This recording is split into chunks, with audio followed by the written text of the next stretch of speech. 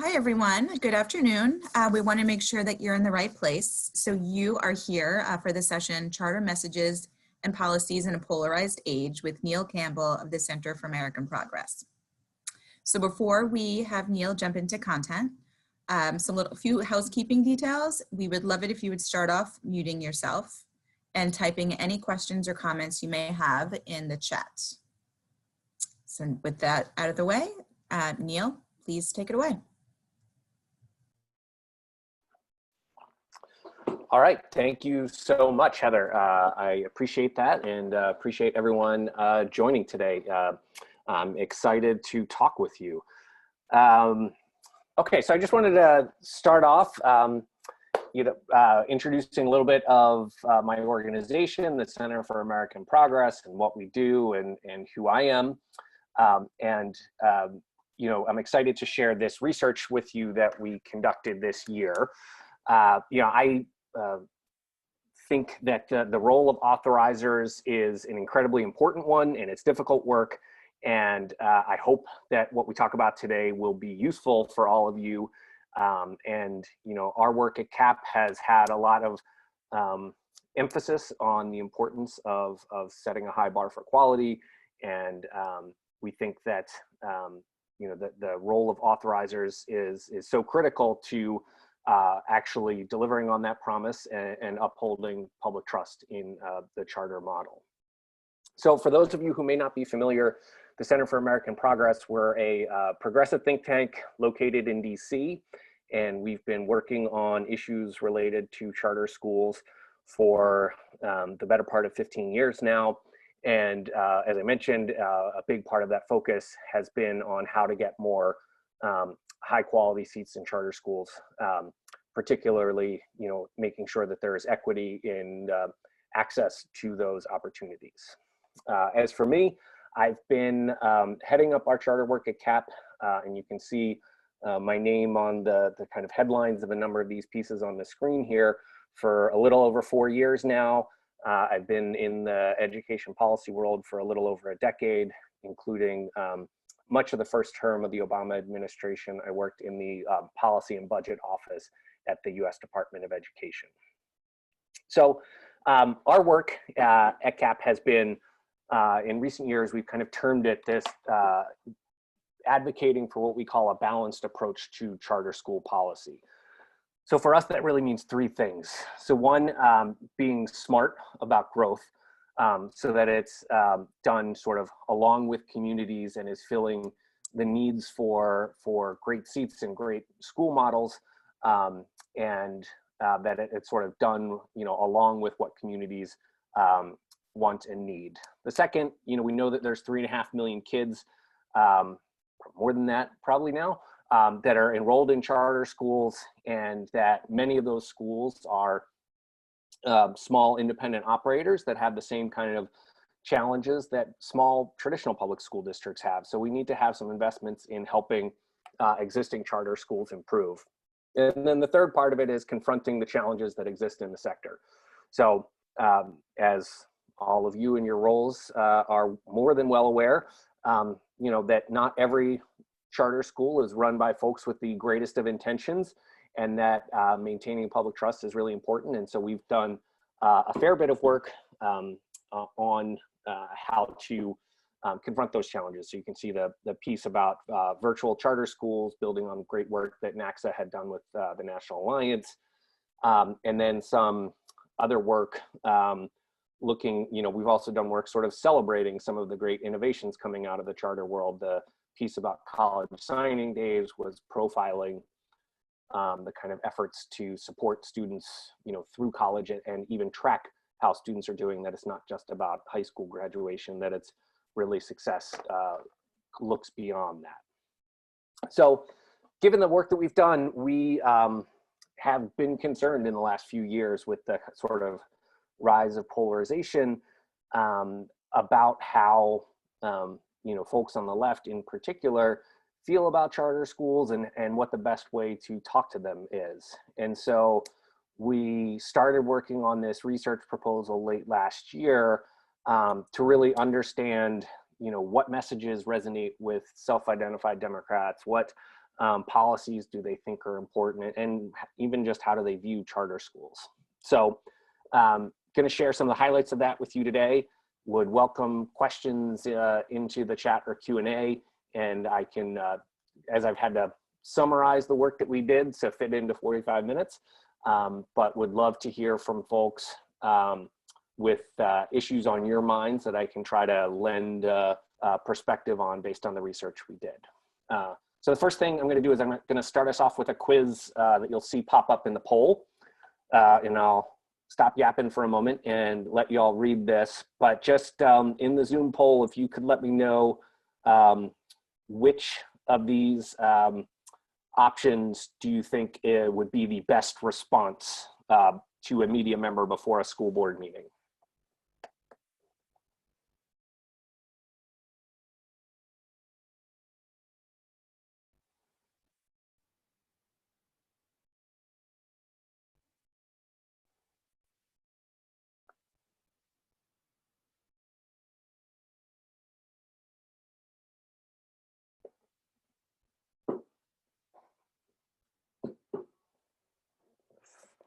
All right, we're up to a ballpark of 20. I'll let it keep going for another 30 seconds or so and then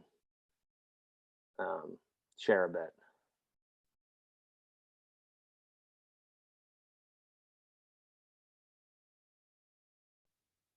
You guys are making me feel good that I didn't completely tip my hand in how I wrote these. So it'll be good discussion.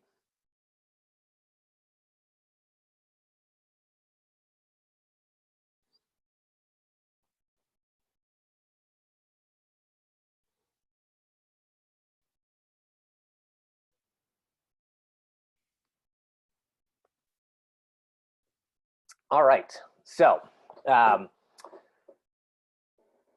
start with just the kind of the three big takeaways from our research. So the first, so again, this was a survey of 1,000 self-identified Democrats.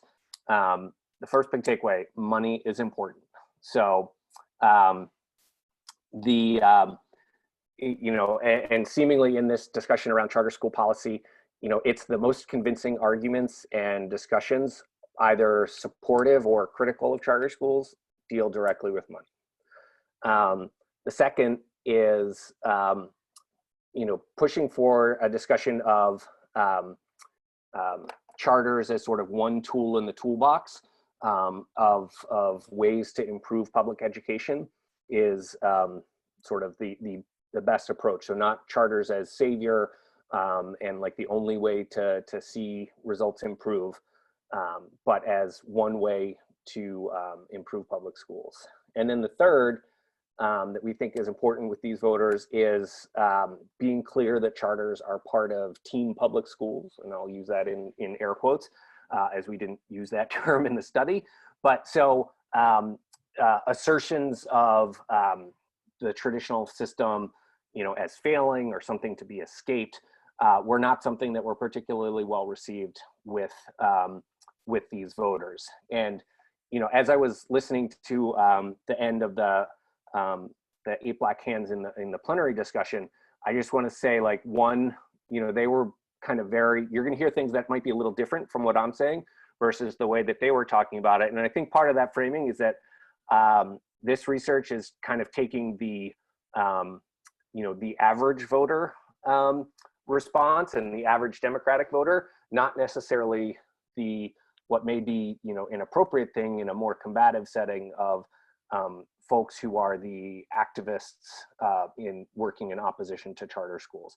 So these are recommendations about communicating with policymakers or with the general public. So really trying to, you know, folks who are not super Twitter aware of all of the battles and profiles of charter school discussions.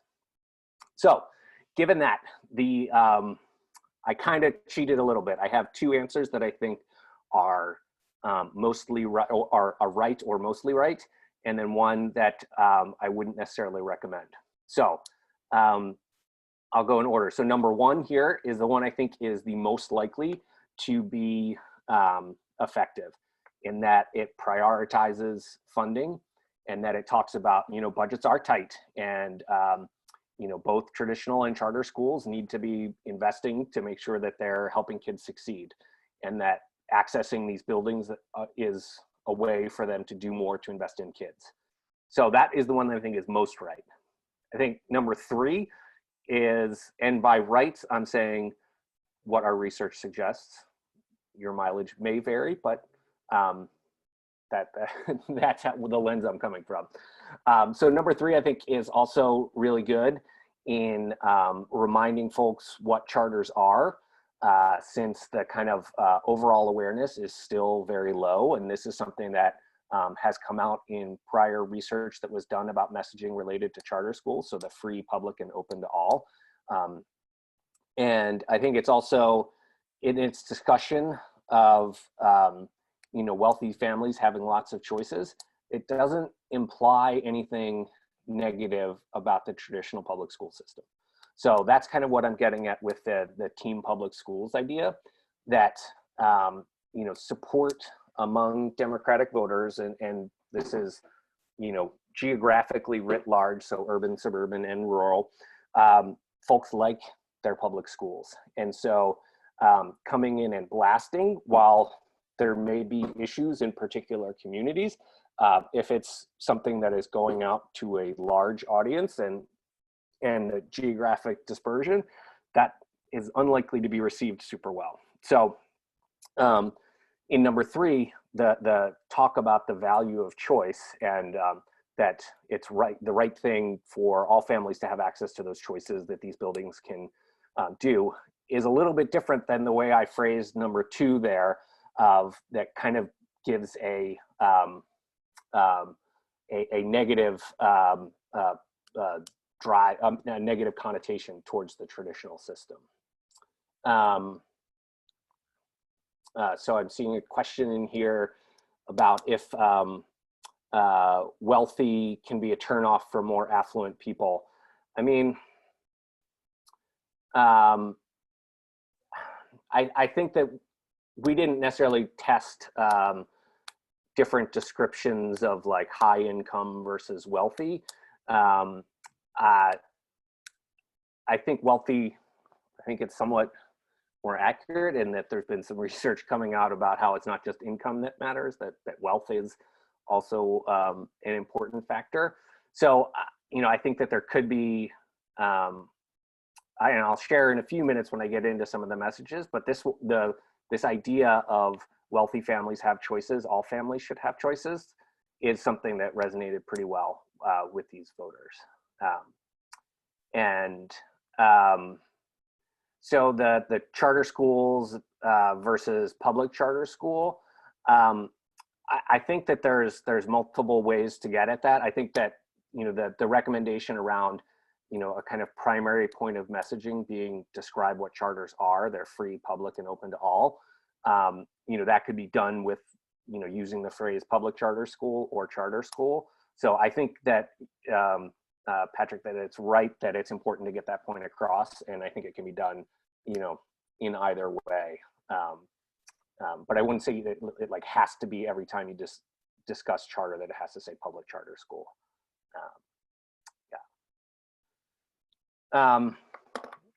So I alluded to a few of these points here already. Just want to say that why we thought it was valuable. We've been lucky to be part of a number of meetings and discussions with NACSA leadership and the National Alliance, and where they shared prior research that has been done on messaging related to charters, and so we learned a lot from that. And but we we wanted to understand if there are particular differences looking at Democratic voters, and if there may be versus a sort of general audience poll out there. And so why do we want to look this up? That we know that the origins that support that many policymakers, there is a long bipartisan story of support for charter schools, but sort of the recent years polarization you know, that is some fraying there, and that some of the common interests are waning a little bit, along with increased polarization. And so for us, it was wanting to understand where Democratic voters actually stood, and that we think that this, you know, this final point here, that some of the you know, some of the scandals, the bad incentives that can exist, and just instability, we think that has risks for the sector and good actors overall. And so, you know, much like the work that authorizers do, we think it's super important to address those, so that we're able to protect, you know, the great opportunities that so many charters provide to kids and families. So we went about, we kind of started this poll looking at you know, familiarity with charters, initial impressions, and you know, what misconceptions. So that idea of the free, public, and open to all, there is massive misconceptions about what a charter school is out there in the public. So it is very very important to emphasize the accuracy of what a charter actually is and does. And I just shared this slide here because I wanted to, you know, as a reminder that there are, you know, moments out there and of where Democrats are painted as the opposition related to charter schools, or Democrats don't like charter schools. And while much of the political opposition may come from, you know, Democrats, that, you know, among Democratic voters, there is still, you know, net favorability. It has declined a little bit in the last few years, but it's still net positive. And then there are, you know, particular groups within the Democratic electorate that have, you know, very high favorability. So, you know, prior studies have, you know, this kind of is very much aligned in terms of the support among Black voters and Latinx voters. The ones that were a little surprising to me as we did this, that the net favorability amongst those under 30 and among parents was higher than I expected. I think I was, I guess, the like Bernie bro anti-charter idea was in my head, and that's not accurate to, you know, Twitter's not real life. And so, you know, when you see that row along the bottom of the screen there, in that the groups with the highest familiarity of charter schools also have the highest favorability. So that's a positive thing, and as the story of what charters are gets out there, that you know, leads to some hope that those numbers can further improve going forward. Oh, I see question about the subgroup size. So the I don't know the exact. Well, I know it was we did 1,000 voters in the survey, and it was demographically representative. It was approximately between 50 and 55% white in the respondent group. So multiple hundreds across the sort of age breakdowns, as well as the racial and ethnic breakdowns as well.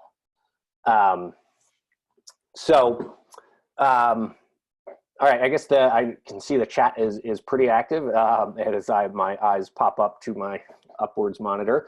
But I just wanted to take a moment here, and you know, I have a few slides coming up sharing some of the findings from our research that I've alluded to already, but would love to hear, and so I can adjust or emphasize things that you know, are of particular interest to folks in the room as we talk. So just over the next couple of minutes, if you want to include some of the issues or critiques that you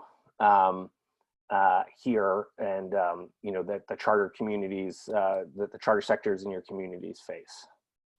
I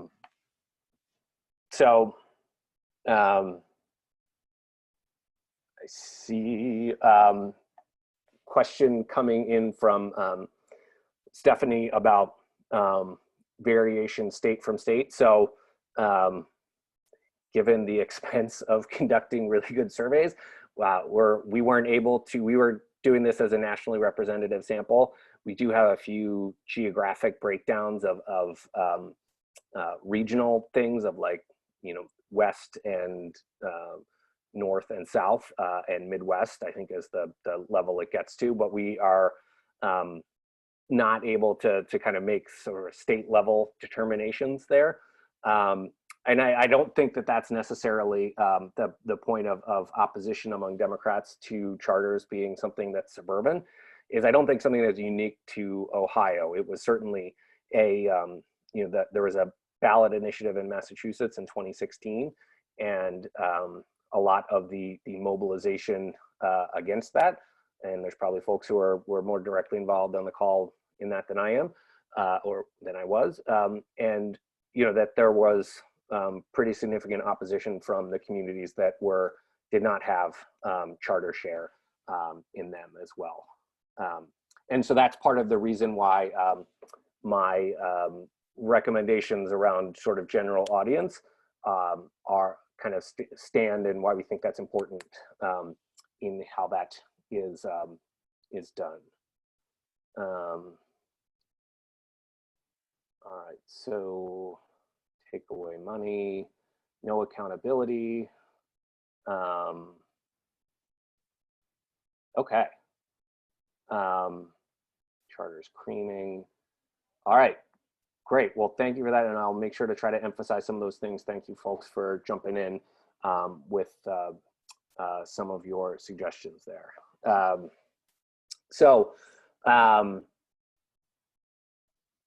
We and I'm kind of going a little out of order in terms of the survey the way we structured the survey, but I'm going to start with talking about the kind of most effective messages for you know, that are supportive of charter schools. So we tested 9 different messages and asked on us, you know, how convincing do you find this as a reason to support charter schools? And we took generally things that have been tested in prior research and found to be effective, messages that many, you know, prominent charter groups or leaders in the space use, and put those into the study and asked. And the number one that came out, you know, that was informed by what we heard in the qualitative research phase of the research that we did, is this funding. So we need to make sure that all schools are properly funded, and, you know, serve kids equitably and have the support they need. Charters are one tool in the larger toolbox to improve the overall conditions in public education. So that gets at a lot of the ideas that I mentioned at the beginning, and was the number one of the 9 messages we tested. And so the second one, I realize now that I chose wealthy when I wrote the poll earlier, and the thing we tested was rich. So we tested this, rich kids whose families can afford private school have lots of choices. All students should have choices. And so this is one of the things that I wanted to emphasize, is that there's a number of other messages we tested that were along these lines of playing up the importance of choice. But this is the one that was most clearly at the top of the list.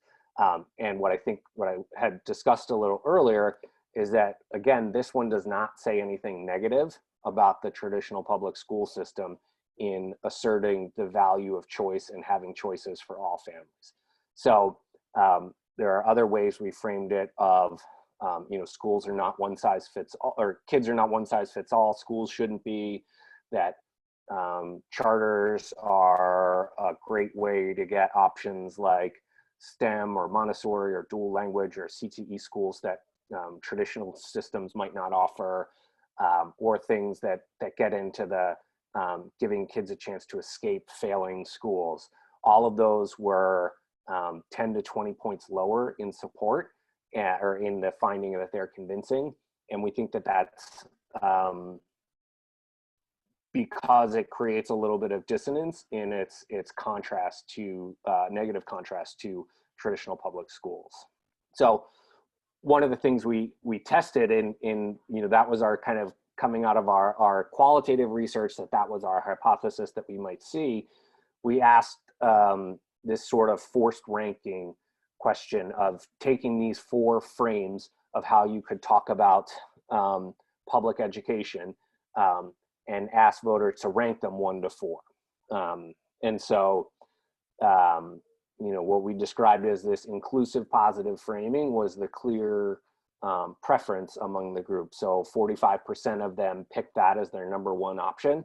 So that's the light blue bar, and the average rank was 1.9 across all respondents. So comparing that to, so that is just saying every student deserves that, and that was in a few of the things that, so all kids deserve the chance to find that in charter or traditional public schools.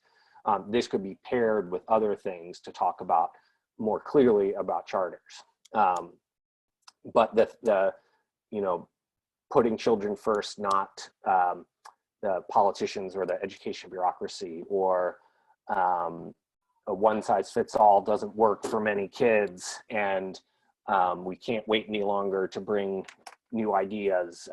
So that was kind of a key learning to us, is that talking in this inclusive, positive way, and that framing charters as part of that, we think can be really, really valuable and persuasive.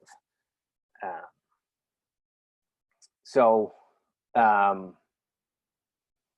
just scrolling a little bit. So taking money and private. Yeah, so I see a few things of the kind of charters, a few things about equating charters with vouchers and private school voucher programs. And that was something that, you know, we at CAP, we studied a few years ago quite clearly. If anyone looked at my sort of history of writing, not a huge fan of private school vouchers. And one of the things we tried to do in similar research we did a few years ago was highlighting, you know, what we found was messaging of public money for public schools was something that sort of value of public money for public schools, but not saying anything negative about private schools. That, you know, folks do like private schools. If they are, you know, they may have a child that went there for a year, or a nephew or a neighbor, or you know, whomever it may be. And so going negative about private schools when talking about you know, why you may oppose vouchers wasn't successful. So in a similar vein here, the kind of theme holds up a bit, in that talking about the value of choice that charters can bring without going negative on districts is a similar kind of framing that we would recommend. And so I know that could be tough. And so I think just describing, and I'll actually have something I can share of that I think would get at some of that, how to push back if folks are equating charters with private school choice programs, of highlighting ways that charters are part of the public system, is a pretty effective response to a number of critiques. So the next part I want to share a couple of slides on is, you know, what were the kind of opponent messages that popped the most in this study that we did.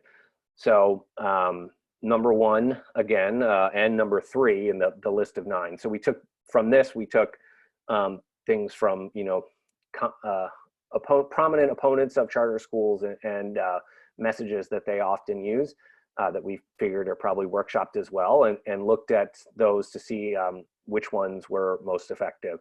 So the ones that were most convincing, about money, so directly. So as a critique, issues of, and I'm going to talk a bit about the kind of accountability and transparency and how that can play into these debates. But as a critique of charters, accountability, transparency were not nearly as effective as talking about money. And so charters as something that takes money away from the traditional system. And the kind of best response to that then we asked this directly, of what's the best way to rebut that critique, is just directly saying, yes, money is important. We need to make sure that all public schools have the money they need to serve students well, you know, so that traditional and public schools can provide the services kids need, and you know, compensation that teachers and other staff members deserve. And so that's the most effective rebuttal to these sort of messages of charters taking money. This idea of, it gets at a little bit of the kind of accountability and transparency arguments of Democratic voters, and remember, we only talk to Democrats in this, really disliked ideas of people profiting off of operating schools.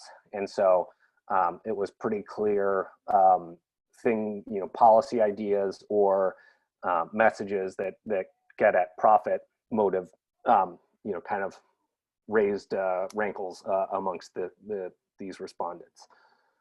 So things that were less effective as reasons to oppose charter schools were ideas such as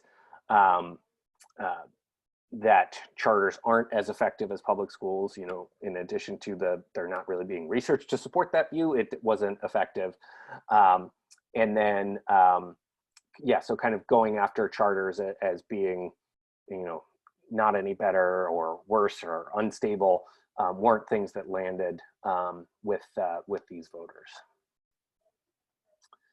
So in addition to talking about, just have a few more slides and then we'll open back up widely for Q&A. So we asked messages supporting, that were supportive of charter schools, messages we hear from opponents. Then we asked a number of policy ideas that folks had related to charter schools. So we had 10 of these that we asked. I'm just making sure I did the math right. And the questions were, some of them were, you sort of grow the sector, invest in growth. Some of them were along the lines of our balanced approach ideas and ideas we've put out there about, helping, investing in early stage networks, investing in kind of cooperative services so charters can combine resources and expertise to serve kids best. And then some of them were ideas that kind of we snuck in that are sort of from the talking points of opponents of charter schools. And so what you can see on this list of, if you remember a few slides back, there is more support for these policy ideas than like the percentages of folks who found any of the arguments convincing. So these are very high numbers of over half, while the messages about accountability and transparency as a reason to oppose charter schools, they were not at the top of the list, but policies to say like, hey, we need to hold these schools accountable and make sure that the public understands what's going on were at the tippy top. So my kind of moderator's license on this slide that I take and we'll talk about is that is a very important policy to these voters of increasing accountability and transparency. And if that's not dealt with, what I think it leaves a sort of white space for the third of the 10 things we tested is this idea of treating all public schools the same. So when I shared this with somebody earlier today and had that language of treat all public schools the same, and many of you may be having this view of like, yeah, we should hold them accountable to do, at risk of closure if they're not succeeding and that. But in practice, treating all public schools the same, as all of you would be aware, that's a pretty massive threat to the autonomy that is so important to the charter sector and operators within the sector. So in my view, the kind of risk analysis of this is if there's not something done to increase that accountability and transparency, it opens up the space for the kind of, hammer solutions of treating all public schools the same that really would inhibit the way that charters are able to operate and succeed for so many kids.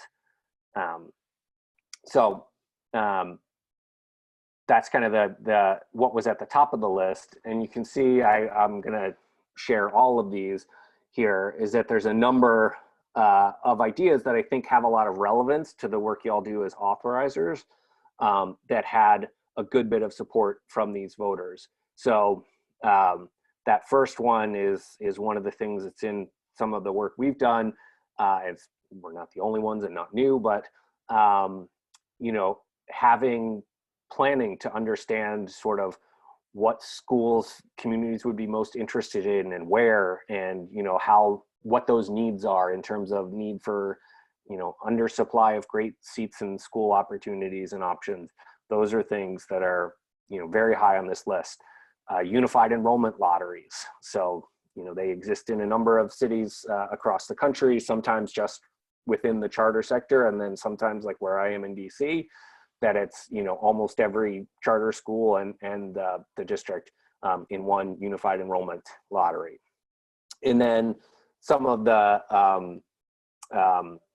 you know, things about like cooperative agreements to help smaller schools get better pricing or things like that. And then kind of down the bottom of the list here, some of the ideas that I really hope to be at the top, but not all of them. Well, the moratorium one is not what I was referring to with that statement. The one I really think is important is the second one here, the support for high quality single site schools and small networks being, you know, something that we should be investing in. So that was something I was hoping would be up towards the top, but it was not. So yeah, so those were all the proposals that we tested, and you know, I think that some of the lessons here, you know, are really important things for authorizers to recognize the role that you all have in terms of helping to make sure that schools are accountable, that they're upholding the public trust they have, that they are transparent in the operations so that public understands how money is being spent, and that can have an important role in sort of preventing some of the moratorium language or the, you know, pretty you know, destructive potential of the treat all schools the same, you know, regardless of their governance structure. And I just saw a question pop in. Yes, I would be happy to let folks have these and follow up with questions. And I have my email on the cover slide if folks want to follow up after this as well.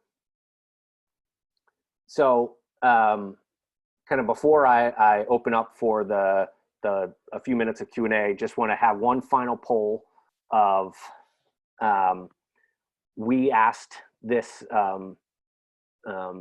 this question, which is, we asked it multiple times through the study. So at the end of it, after folks have heard, you know, here's what charter schools are, sort of just the facts description, here's messages of why you should support them, here's messages of why you should oppose them, here's some policy ideas. How do you think folks felt at the end? So there's 1,000 Democrats. And we asked them, you know, which of these options best describes your current view? So do you think that the navy blue of that it should be like only 10% said we should increase investment and expand, and, you know, the option number one, and 40% make sure that all public schools are funded, one tool in the toolbox, and then the green is stop spending money on charters. So give a little bit of time for folks to read those three and pick their answer.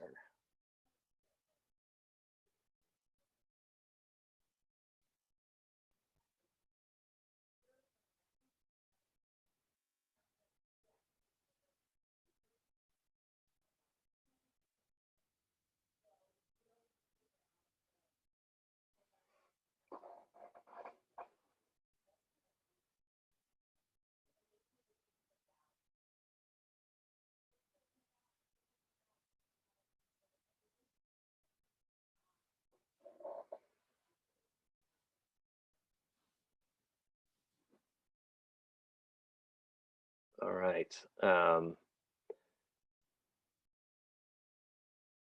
Interesting. Okay, so we got a little over half the crowd has voted. I'll give folks another 10 seconds. And before I spoil it. So the wisdom of the crowd is had a very strong prediction there. So yes, so the exact percentage, so 11% of the respondents said we should increase investment and expand the number and variety of charter schools. 57% said we need to make sure all schools are, public schools are properly funded. Charters are one tool in the toolbox. And 21% said we should stop spending any more taxpayer money on charter schools. So throughout the study, we kind of asked this 3 times, and it was a really very minor change, and that was happened in the qualitative research too.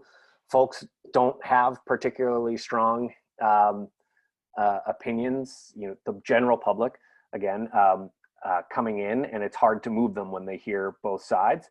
But the thing that was promising is that what did increase throughout the study is this, you know, folks have, Democrats having a, this view of charters are one tool in the toolbox to ensure all students get the best possible education. So that went up from 53 to 57% during the stage of the survey.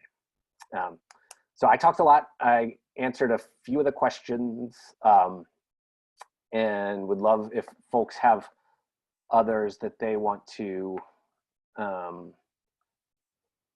put in, or if they want to ask, type in live as well. I'll say we didn't, there were a number of folks that brought up the kind of creaming issues, and there were, we asked like, what's the best way to respond to some of the critiques, and there was a critique we thought would pop about kind of accountability and you know, that charters aren't accountable. And so the best response to that was talking about the ways that charters are, you know, are part of the public school system, so that it's, you know, graduation requirements in accordance with state law, that they're part of the statewide assessment systems, that they have to meet health, safety, and civil rights standards. So, so talking about the ways that charters and the traditional system have commonalities is a good way to push back on things like, you know, charters behaving, you know, badly. And I saw Scott Pearson in here, and he had reviewed a paper that we put out last year on this that touched on the kind of creaming or skimming.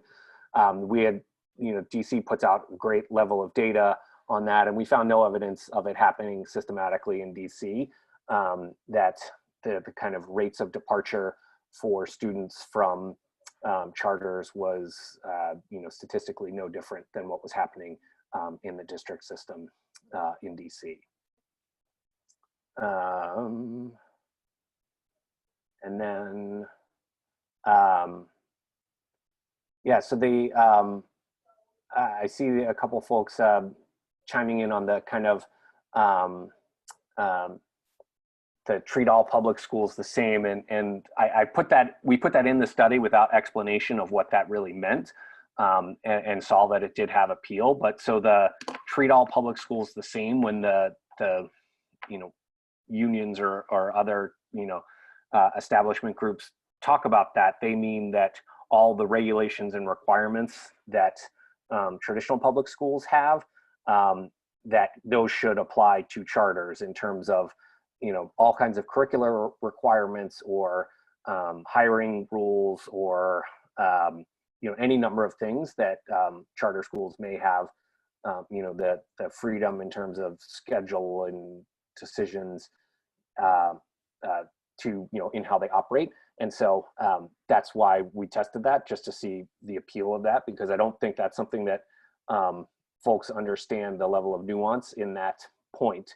And so, you know, it's somewhat about the perception of accountability, but in practice, it would really hamstring a lot of what charter operators, you know, have done in designing their programs and school models. So I see the question from Scott here. We're all public schools with the need to preserve exclusive control. You know, I think that the talking about the from a public messaging perspective, talking about the ways that charters are part of the same accountability and assessment systems and have to meet the kind of similar graduation requirements and civil rights rules is, I think, a way to highlight the commonality of what public means. Certainly with a public, with a messaging to the public in a policymaker discussion, or like in a back and forth with a devoted advocate or opponent. I think it will have to get a little more nuanced, but I think my recommendation would just be in the interview with the newspaper to try to stick as close to that commonality of the ways that charters are public would be my recommendation. All right, I'm very sorry to wrap this up, but we are at time. We want to be respectful of Neil's time and also our attendees. So thank you so much for joining us. As Neil said before, he is happy to hear from folks. We will also make sure that this PowerPoint and this recording are going to be uploaded into our LMS for everyone to access after the fact. Before you leave and go on to other things this afternoon, we would love it if you would take the poll that will pop up before you exit. Thanks, and enjoy the rest of your day at conference. Thank you for having me, and thank you for joining. I appreciate everyone being here. Thank you. Thank you.